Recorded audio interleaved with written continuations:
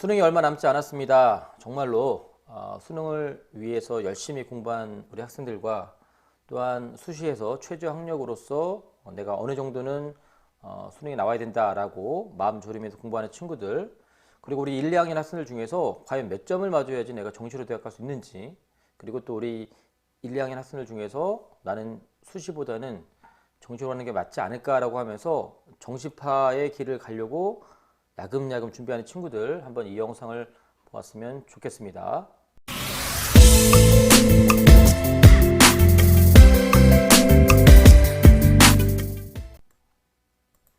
수능 대박, 정시파, 정시러 또는 정시충이라고 이걸 얻어먹고 있고, 그 다음에 수시 최저를 맞추려고 하는 이 수시 최저파 학생들을 위한 영상 한번 가보겠습니다. 자, 성균관대학교 2022학년도 정시 입시 결과입니다. 보시면 알겠지만 이제 눈에 띄는 이 세 가지가 다 있어요. 일단 인원이 정말 수시에서는 별로 뽑지 않았던 인원들이 아주 큼직큼직하게 인원수가 일단 많아요. 정시가 정말 많이 늘었다는 게 눈에 확 띄고요. 경쟁률, 수시에서는 막 10대 1, 20대 1, 특히 종합 같은 경우는 엄청나고요. 논술 같은 경우는 작년도에 성균관대학교 약학과 논술 전형이 666대 1이었는데 여기는 6대 1밖에 되지 않았습니다. 정시에서. 그리고 또 하나 이제 평균 등급인데 이건 국어, 수학, 탐구 과목에 대한 평균입니다. 그 탐구도 두 과목 평균의 100분위 평균이고, 게다가 70% 순서, 그러니까 100명 중에 70번째 되는 학생의 평균이라서 여기서는 뭐 각 대학마다 저런 거 가중치 이런 거 다 빼고요. 그냥 액면 그대로 평균만 한 거기 때문에 정말 대충의 점수라고 보시면 될 것 같습니다. 만약에 수능을 본 다음에 나온 점수를 가지고 정시 지원한 거라면 이 점수만 가지고 의지해서는 안 되겠지만 대략의 점수입니다. 자, 보시면 알겠지만 성대는 뭐 왼쪽이 자연계열, 오른쪽이 인문계열 쪽을 하는데 점수 차이가 그렇게 심하게 나진 않지만 그래도 전체적으로 우리가 흔히 말하는 이과 쪽이 점수가 좀 더 높고요. 그 다음에 이 정도 숫자 뭐 되는 거 아니야 할지 모르겠지만 일단 맨날 말로만 듣는 의예과 99%, 이 성대 의예과 나오면 우리 흔히 말하는 그 아산병원 갈 수 있죠. 아니, 아산병원이 아니라 삼성병원이죠. 요런데 가게 된다고 생각하는 의예과, 그 다음에 약대, 아까 말씀드렸지만 666대 1의 경쟁력을 보였던 논술 전형, 그 전형인데 정시로 가면 96.83. 그러니까 쉽게 얘기하면 5, 1등급 맞으면 되는 거죠. 정시에서는 등급이란 말이 의미가 없지만 우리가 5, 1등급 맞으면 됩니다. 그리고 영어는 얘기하지 않았지만 성대 같은 경우는 영어를 가산점으로 하기 때문에 웬만한 과들은 1, 2등급은 맞아야지 되는 거예요. 자, 그래서 평균 92% 맞으면 전자전기공학부, 우리 반도체 관련된 우리 근데 취업 잘 되는 거죠. 게다가 이제 반도체 시스템 공학부라고 또 따로 있지만 이거 더 높죠. 요즘 잘 나가는 또 우리 컴퓨터 관련 학과도 점수가 높게 나오고, 그다음에 인문 쪽은 우리 글로벌자 붙는 것들은 이 수시에도 되게 높은 과잖아요. 글로벌 경제, 경영, 리더, 최저학력도 다른 학과보다 하나씩 더 높고요. 자, 이게 이렇게 됩니다. 90%에서 95% 사이 100분이 나오면 성대 깔끔하게 갑니다.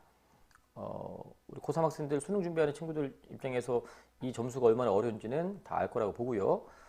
이제 이번에 수능을 치를 학생들 중에서 성대를 목표로 하고 있는 친구들은 전 과목에서 2등급 이상 다 맞아야 되고요. 그리고 뭐 표점이나 그 변화 표준 점수 이런 것도 고려해야겠지만 아무튼 이 정도의 수준을 보여야 됩니다. 또 하나 우리가 봐야 되는 건 아까도 말했지만 왼쪽이 이과 쪽, 오른쪽이 문과 쪽인데 작년도에 교차 지원이 상당히 많이 이루어졌다고 하는데 지금 뭐 그 얘기가 핵심은 아니지만 아무튼 잘 데이터 좀 깊게 보시고요. 자, 이번에 이제 중앙대 데이터 한번 보려고 합니다. 중앙대도 마찬가지로 인원수가 수시에서 봤던 것보다는 인원수가 확실히 많다는 걸 우리가 볼 수 있어요. 뭐 경영학부 같은 경우는 173명, 이렇게 간호학과는 자연계열 간호학과 69명, 인문 59명, 아무튼 숫자가 큼직큼직합니다.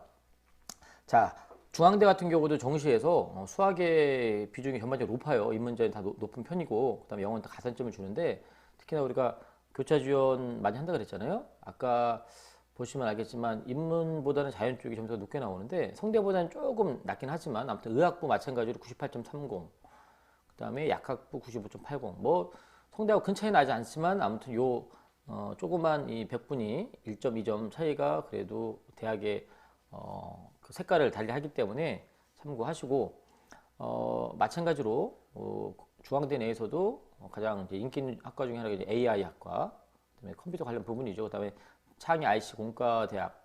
자, 요과 보면 예를 들면 91.23을 맞았습니다. 100분에 91.23인데 중앙대 공대 갈 학생이 우리 앞에서 봤던 성대의 요 인문계열 쪽으로 갈 수도 있겠죠. 이과 학생인데 수학이 비중이 높아서 수학에 대한 어떤 환산 점수도 높게 나와서 성대로 만약에 교차 지원을 하게 되면 성대 공대 쪽은 못 갈 수 있겠지만 인문 쪽으로 돌리면 붙을 수 있다. 그래서 작년에 우리 수학 점수가 높게 나왔던 우리 자연계열 학생들이 이렇게 더 한 단계 두 레벨 높여서 교차 지원을 했다라는 것들 여기서 여실히 우리가 볼 수 있는 거고요. 자, 아무튼 그렇게 보면 얘도 90% 전후로 해서 이과 쪽이 형성이 되고, 그다음에 문과 쪽은 87, 8%, 90%좀 안 되는 요 점수. 그리고 89%가 2등급 컷이잖아요. 그러다 보니까 굳이 등급을 얘기하면 모든 게 2등급 때 끊으면 그래도 정시로 중앙대 갈 수 있다. 중앙대도 마찬가지로 국어, 수학, 탐구 두 과목, 그다음에 영어는 마찬가지로 1, 2등급 맞아야지 이런 결과치가 나옵니다. 아까도 말씀드렸지만 뭐 5월 2등급 맞으면 중앙대는 가네 생각하면 맞습니다. 중앙대가 수시에서 최저한 약이 3합 7입니다. 3합 7의 의미는 뭐냐면 게다가 탐구를 한 과목이고요. 3합 7의 의미는 뭐냐면 2등급이 2개 나오고 3등급이 하나 정도 나오면 중앙대는 최저가 형성이 되죠. 그런데 아마 내신이 암만 높아도 최저 못 맞춰서 떨어지는 경우가 많이 있죠. 물론 그 학교에서 말하는 최저 충족률이 보통 60%에서 70%대가 나오니까 지원한 학생들 대비해서 생각보다 그렇게 못 나오는 건 아닌데 중앙대를 지원한 학생들이 보통 1.5등급에서 2.0 사이 등급이다 보니까 공부 되게 잘하는 학생들이죠. 여러분들이 선택하는 겁니다. 수시로서 중앙대를 갈 수 있을런지 아니면 정시로서 중앙대 갈 수 있을런지 여러분들 판단하시면 되는 거고요.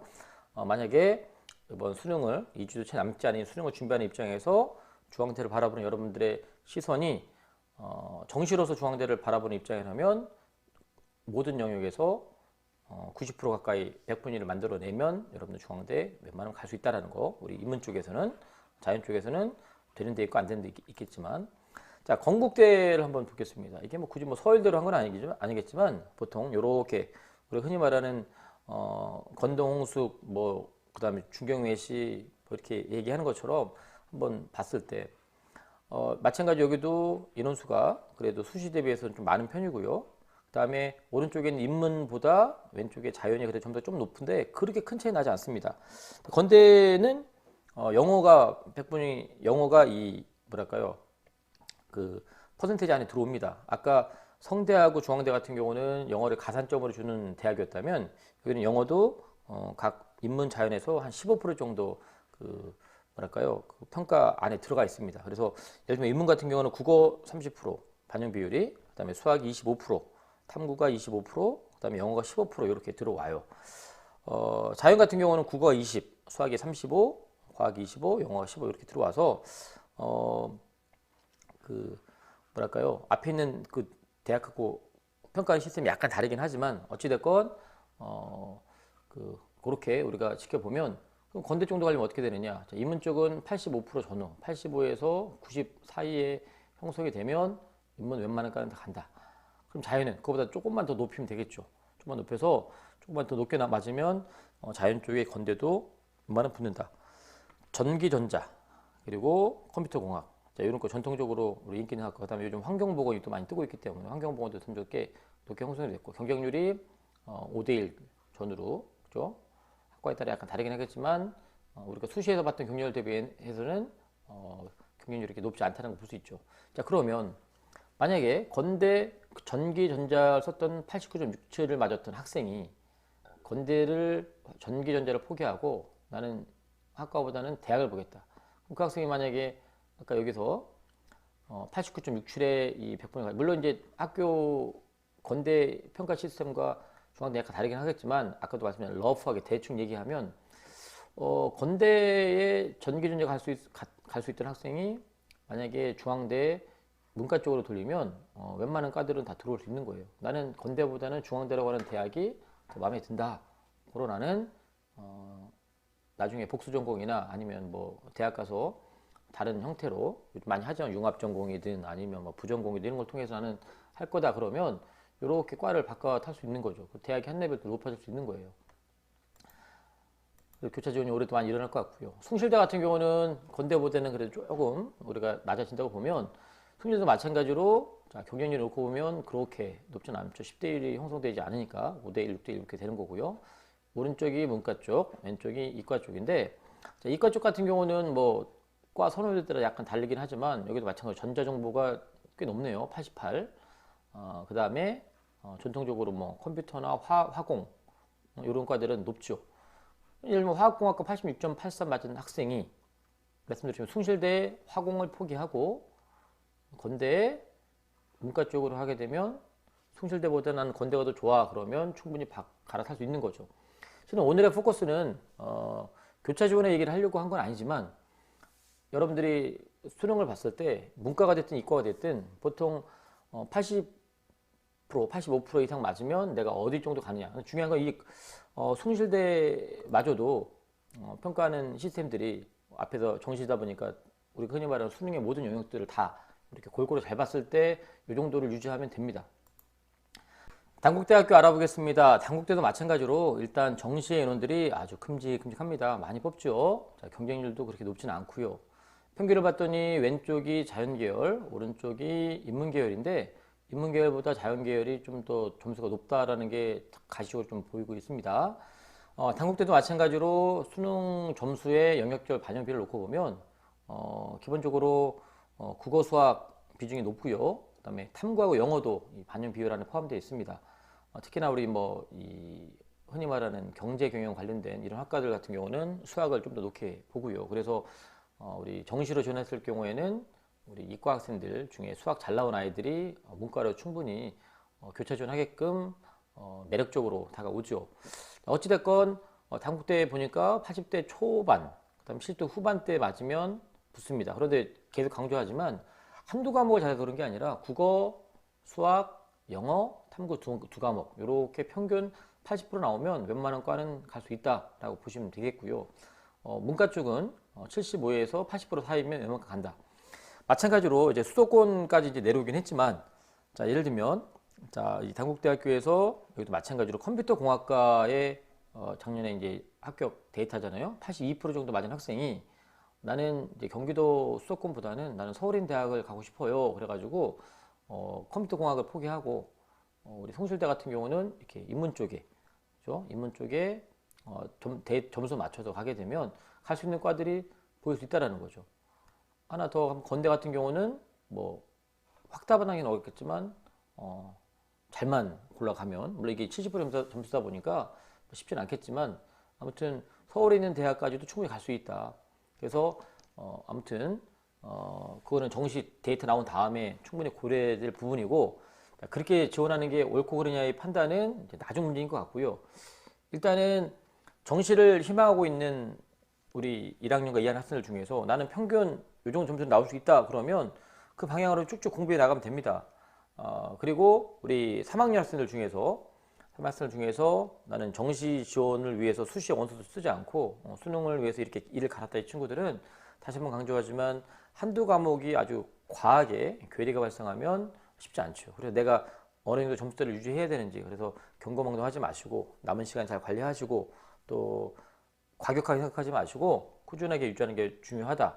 특히나 수학이라는 과목이 너무나 중요하다는 얘기를 많이 했습니다. 왜냐하면 우리가 흔히 말하는 선호가 높은 대학들, 우리가 좋다고 평가하는 그런 대학들은 수학에 대한 반영비율이 높고요. 특히나 경제 경영, 우리가 경상계열이라고 하죠. 상경계열이라고 하는 그런 대학 쪽은 수학을 높게 봅니다. 다만 확통을 꼭 해야 되느냐 아니면 미적을 꼭 해야 되느냐 그다음에 무조건 과탐해야 되느냐 이런 약간의 제지를 하는 대학들도 있기 때문에 잘 확인하셔야겠지만 일단은 정시를 희망하는 학생들은 내 영역을 골고루 심지어는 탐구 두 과목 평균도 골고루 잘 나와야지 여러분들이 희망하는 선호가 높은 대학들을 붙을 수 있다. 혹시나 고2 학생들 중에서 나는 정시파가 될 거야 또는 정시충이 될 거야 정시러가 될 거야 고민하는 친구들이 있으면 이제는 공부를 안 했는데 이제부터 할 거야 그런 마음으로 접근하는 게 아니라 내가 골고루 내 영역을 정확히 말하면 5영역이죠. 국어, 수학, 영어, 탐구 두 과목 이 5개 영역을 골고루 80% 이상, 85% 이상, 90% 이상 해낼 자신이 있다. 그러면 과감하게 도전에 상관없겠지만 그게 아니라 근처도 못 간다. 그러면 지금 여러분들이 가지고 있는 역량에서 조건 내에서 최대한 여러분들 실력 발휘를 하면 좋을 것 같습니다. 숭실대 같은 경우는 2.5등급 전후의 내신을 가지고 있고 그다음에 숭실대가 원하는 최저 이제 올해 바뀌긴 했지만 이전에는 2등급 2개였고 그다음에 영어를 포함하지 않았었죠.